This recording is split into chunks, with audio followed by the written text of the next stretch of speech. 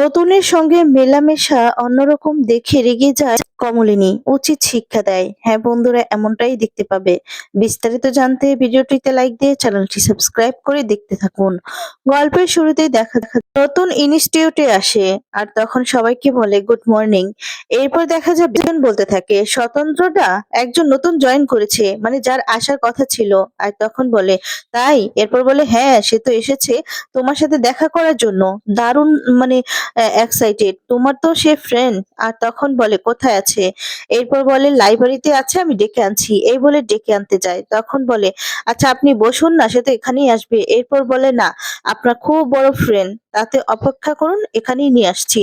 এই বলে দেখা যাবে ইনস্টিটিউটের একজন ডেকে নিয়ে আসে। আর তখন একজন বলছে কিন্তু স্বতন্ত্রতা, তোমার কথা উঠলেই মেয়েটার চোখ মুখ যেন কেমন উজ্জ্বল হয়ে আছে। তুমি তো ২-৩ দিন আসোনি। ও এসেছে, জয়েন করেছে। ও না তোমার বাড়িতে যেতে চাইছিল, আমরা বারণ করেছি যে না, ওর বাড়ির অবস্থাটা এখন আহ, ভালো নয়, তাই এখন থাক। তখন বলে স্বতন্ত্রতা, আরো জানো তো ও এই ইনস্টিটিউটে জয়েন করেছে শুধুমাত্র তোমার জন্য। ওর তো আরো আরো ৩টে অপশন ছিল, ও বিদেশ যেতে পারতো কিন্তু যায়নি। সেই মুহূর্তে সেই মেয়েটি চলে আসে, স্বতন্ত্রকে এসেই প্রণাম করতে যায়। তখন স্বতন্ত্র বলে আচ্ছা আচ্ছা ঠিক আছে, এখানে বসুন।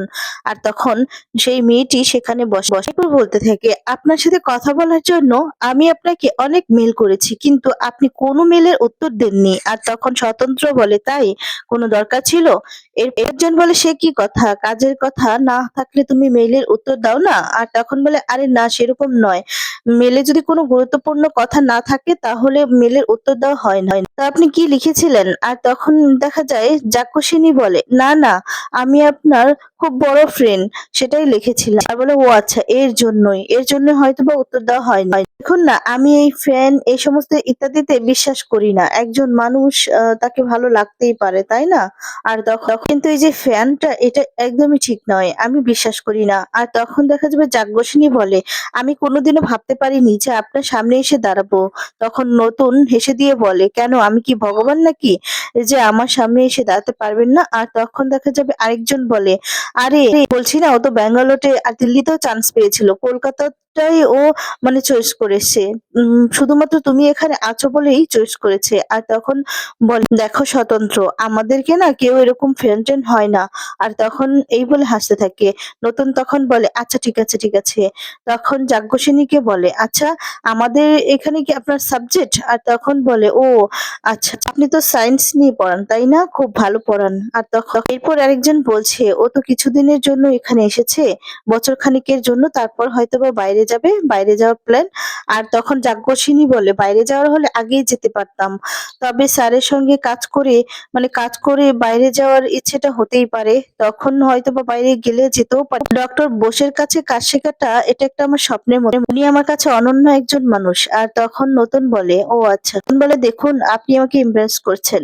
আর তখন দেখা যায় এর জন্য সবাই হাসতে থাকে। এরপর বলে আমি খুবই সামান্য একজন মানুষ, আমি কাজ নিয়ে থাকি, কাজকেই ভালোবাসি।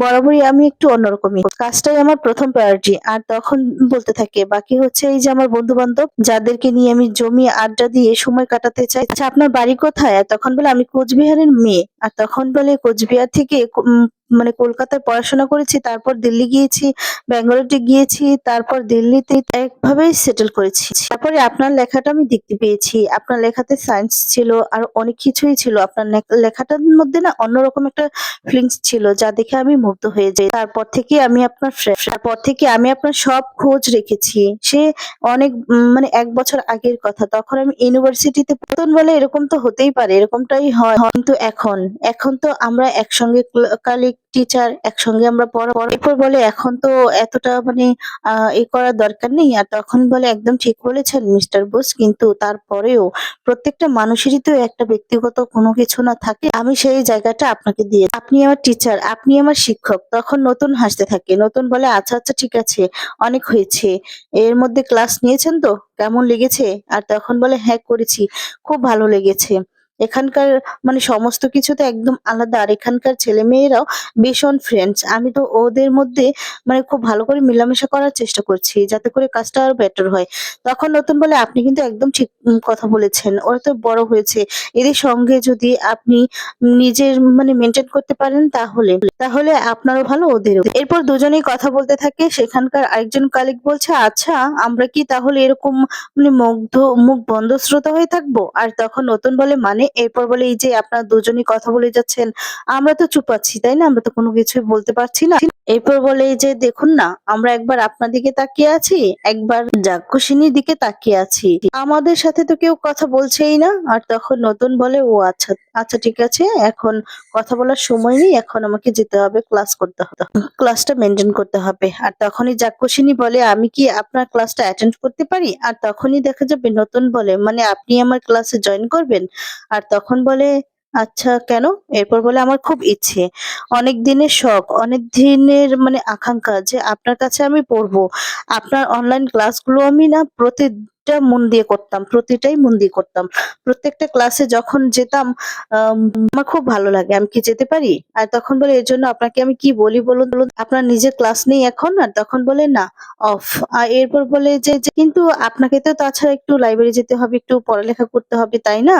আর তখন দেখা যাবে যাজ্ঞসেন চুপ হয়ে যায়। এরপর আরেকজন কলিগ বলছে যে, "আচ্ছা নতুন ও যখন যেতে চাইছে তাহলে যেতে দাও না, যাক না। ফ্যানেরা একটু এরকম অদ্ভুত আচরণ করে। তো তোমাকে অ্যাডজাস্ট করতেই হবে। আমাদের বাবা ফ্যান নেই আর এরকম অ্যাডজাস্ট করার ব্যাপারও নেই। তোমার আছে অথচ তুমি সেটাকে।" তখন নতুন হেসে দিয়ে বলে, "এই হচ্ছে কথাবার্তা?" আর তখন বলে, "আচ্ছা ঠিক আছে।" এরপর দেখা যাবে জিজ্ঞেস করে যে, "কোথায় থাকে যাজ্ঞসেনী?" নতুন তখন জিজ্ঞেস করলে বলতে থাকে, "আমি এখন আপাতত একটা পিজিতে আছি।" বলে, "দেখি যদি একটা ফ্ল্যাট ভাড়া নিতে পারি, এরপর একটা ফ্ল্যাটে গিয়ে উঠবো।" "আচ্ছা স্যার, আমি কি আপনার বাড়ি যেতে পারি?" আর তখন নতুন বলে, "আপনি আমার বাড়িতে আসতে চান?" "বেশ ঠিক আছে, আসবেন, অসুবিধার কি আছে?" তখন আরেকজন বলে, "হ্যাঁ যাও, স্বতন্ত্রদার ওয়াইফ খুব ভালো। তাছাড়া বাড়িতে তো ছেলেমেয়েরা আছেই।" আর তখন যাজ্ঞসেনী বলে, "আপনার সঙ্গেই যাবো স্যার।"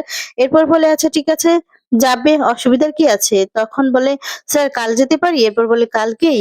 "আচ্ছা ঠিক আছে, যাবে। আর যদি যান তাহলে কালকে রাতে একদম ডিনার করে তারপরেই আসবেন।" আর তখনই দেখা যাবে আরেকজন বলতে থাকে যে, "আরে ভাগ্য তো দেখছি ওরই। মানে কমলিনীর রান্না আমাদের খাওয়ার সুযোগ হবে না।" নতুন বলে, "এই শোনো, তোমাদের সঙ্গে কমলিনীর ডাইরেক্ট কানেক্ট আছে। ঠিক আছে? তোমরা নিজেরা কথাবার্তা বলে এরপর বাড়িতে চলে যাবে। এর মধ্যে আমাকে একদম টানবে না।" আর তখন সবাই হাসতে থাকে। এরপর বলে যে, "আচ্ছা বেশ বাবা, আমাদের খাবার কথা বলতে ইচ্ছে করলে একেবারে সরাসরি কমলিনীর কাছে বলবো। কারণ কমলিনীর মতো মানুষ ২ জন হয় না। সেই আমরা যে খেতে চেয়েছি যে সেটা যদি জানতে চায় তাহলে নির্ঘাত টিফিন বাক্স করে ভর্তি করে এরপর আমাদের সবাইকে একসঙ্গে খাওয়ার জন্য সব পাঠিয়ে দিবে। আর নয়তো আমাদের সবাইকে নিমন্ত্রণও করবে। কি সেটা করলে তো আমাদের লাভই হবে।" তখন সবাই হাসতে থাকে। এরপর নতুন বলে, "আচ্ছা ঠিক আছে, আমি আমার ক্লাসটা যাই মেইনটেইন করি। তোমরা সবাই যার ক্লাস করো। ঠিক আছে?" এই বলে দেখা যাবে ক্লাসে চলে যায়। এরপর দেখা যাবে যাজ্ঞসেনীও যাচ্ছে। আর তখন বলে, "ওই আপনি আমার ক্লাসে যাবেন তো?" এরপর বলে, "আপনার যদি কোনো আপত্তি না থাকে স্যার?" এরপর বলে, "না, আমার কিসের আপত্তি? আসুন।" এই বলে দেখা যাবে যেতে থাকে। আর তখন বলে, "স্যার, আমি আপনাকে স্বতন্ত্র দা বলতে পারি? আপনার কোনো আপত্তি হবে না তো?" আর তখন বলছে, "না, মোটেও না।" এরপর বলে, "আপনি আমাকে যাজ্ঞসেনী বলে বা ভোর বলে ডাকতে পারেন। আমার নাম মানে আমার ডাকনাম।" আর তখন বলে, "হ্যাঁ, আমাকেও এখানে সবাই, সবাই স্বতন্ত্র বলেই ডাকে। তো আমাকে স্যার বলে কেউ ডাকে না এখানে। তো আপনার যেটা ইচ্ছে হয় আপনি সেটাই ডাকতে পারেন।" এরপর বলে, "আচ্ছা ঠিক আছে। আসলে আপনার মতো মানুষকে কাছ থেকে দেখে না আমার স্যার বলতে ইচ্ছে করে না।" আর তখন বলে, ঠিক আছে। আমি তো আপনার দাদার মতোই।"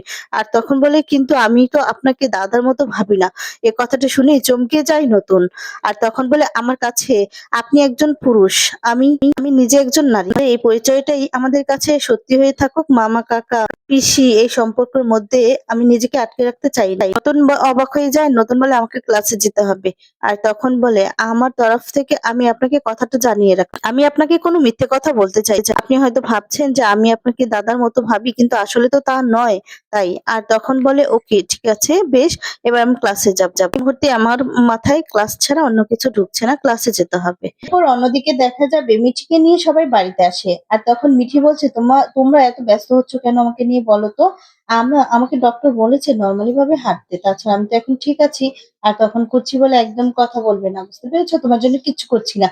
আর বাবা সাবধানে থাকতে হবে তো হসপিটালে যাই বলুক না কেন। তখন পাশে কৃষাণুও থাকে। কৃষাণু বলে, "আপনারা ছেড়ে দিন, আমি ওকে ধরে নিয়ে বসাচ্ছি।" তখন ওকে ধরে নিয়ে গিয়ে চেয়ারে সোফাতে বসায়। আর তখন দেখা যায় মিঠিল বলতে থাকে, "মিছিল করে চলে গেছে সবাই আমাকে আনতে।" আর তখন আশা বলে, তা তো যাবেই মিঠি, তুমি বাড়িতে একটা মাত্র মেয়ে বলে কথা। তোমার দাদারা তো ওখান থেকে সবাই অফিসে চলে গেছে, তাই না? মিঠিলকে তো দেখছি না, ও আসেনি।" আর তখন বলে, "আরে বাবা, মিঠিলের কাজে গিয়েছে, বাড়ির ছেলেরাও তো কাজে বেরিয়েছে, ওও কাজে বেরিয়েছে।" আর তখন বলে, "ও আচ্ছা, আচ্ছা মিঠি, তোমার জন্য একটু শরবত নিয়ে আসি, শরবত বানিয়েছি, ঠিক আছে, তুমি খাও।"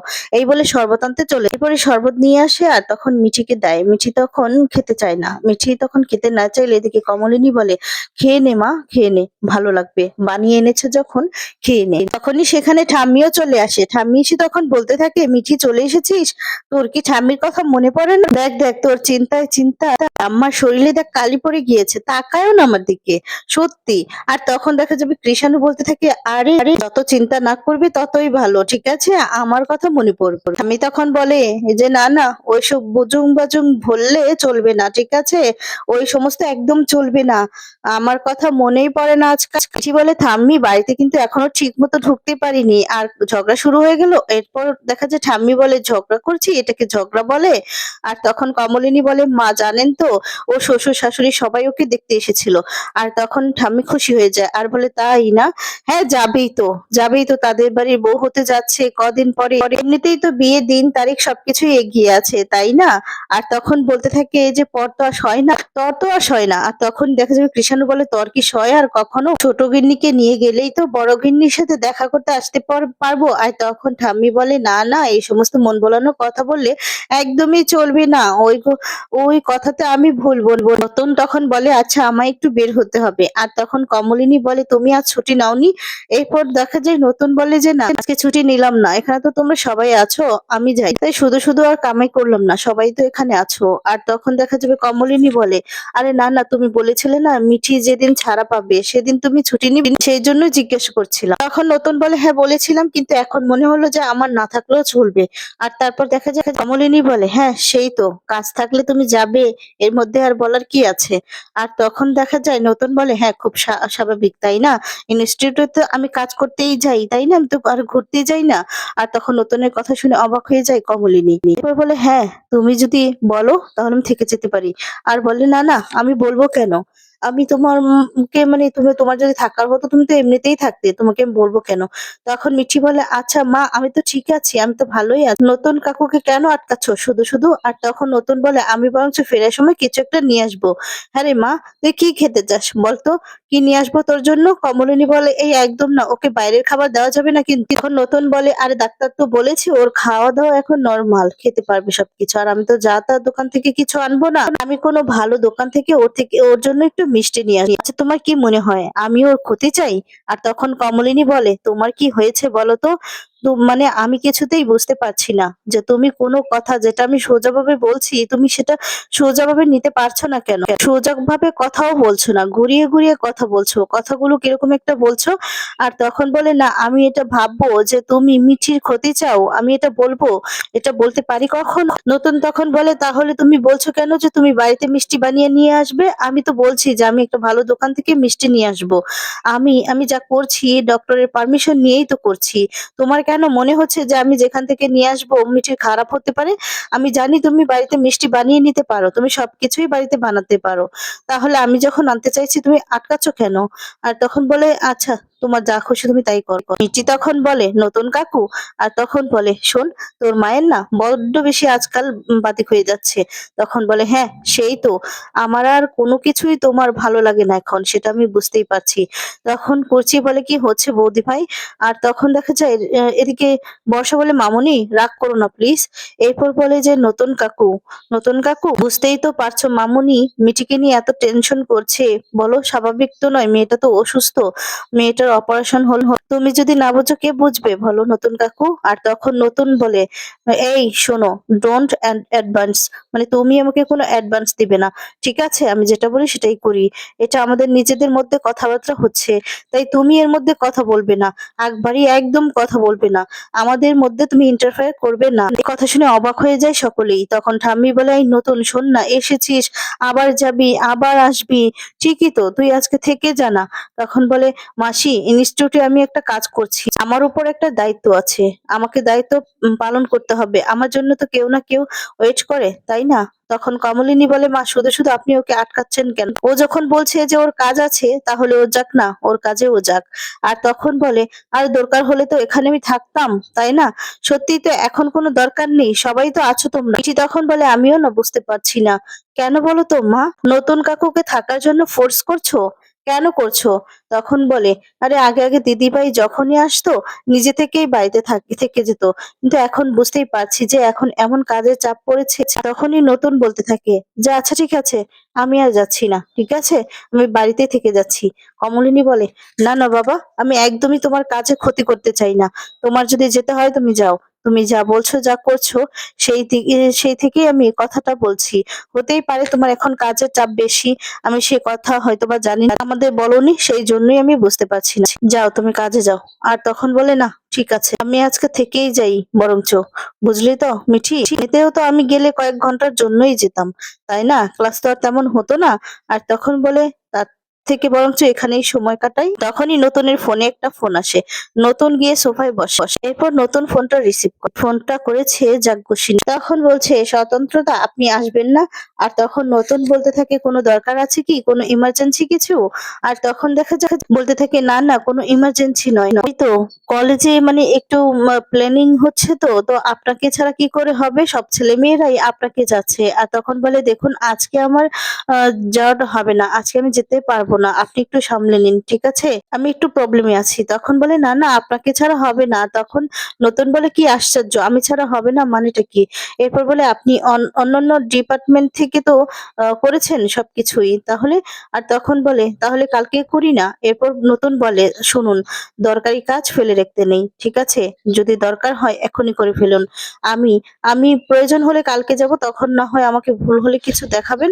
তখন বলে, তাহলে এক কাজ করি, আপনার বাড়িতে তো যাওয়ার কথা ছিল, তাহলে আমি আজকে ফেরার পথে আপনার বাড়িতে যাই, গিয়ে কথাটা বলে নেই। আর তখন বলে, আপনি যেহেতু বাড়িতেই আছেন, বিকালের দিকে আসতে পারি আপনার বাড়িতে? তখন বলে, আরে আমাদের বাড়িতে আসবেন, এতে এত কি ভাবার আছে, চলে আসুন। কমলিনী অবাক হয়ে যায়, আর তখন যাজ্ঞসিনী খুব খুশি হয়ে যায়। এরপর বলে, তাহলে কি হচ্ছে সবকিছু জেনে আপনাকে বাড়িতে গিয়ে বলছি। স্বতন্ত্রদা, আপনি আপনার বাড়ির লোকেশনটা পাঠিয়ে দিন। তখন বলে, আচ্ছা ঠিক আছে, আমি লোকেশনটা পাঠিয়ে দিই। এরপর বাড়ির লোকেশনটা পাঠিয়ে দেয়, সেই লোকেশন অনুযায়ী দেখা যাবে এদিকে যাজ্ঞসিনী বাড়িতে চলে আসে। আর যাজ্ঞসিনী বাড়িতে আসলে সবার সাথে পরিচয় করিয়ে দেয় নতুন। আর সবাই যাজ্ঞসিনীকে দেখে অবাক হয়ে তাকিয়ে থাকে। এদিকে বর্ষাও মুচকি মুচকি হাসতে থাকে। আর তখন যাজ্ঞসিনীর এমন এমন ব্যবহার দেখে অবাক হয়ে যায় কমলিনী। বর্ষা তো এদিকে খুশি হয়ে যায়। আর বর্ষা তখন বলতে থাকে যে, এই তো আরেকজন চলে এসেছে, ভালোই হয়েছে, এবার এবার নতুন কাকু আর মামুনির মধ্যে ঝড় উঠবে, আমার তো ভালোই লাগবে। আর তখন এই সমস্ত বলে হাসতে থাকে। তারপর দেখা যাবে যে যাজ্ঞসিনীর কথা শুনে রেগে যায় কমলিনী, আর তখন যাজ্ঞসিনীকে উচিত শিক্ষা দেয় কমলিনী। তো বন্ধুরা, এমনটাই হলে তোমাদের কেমন লাগে?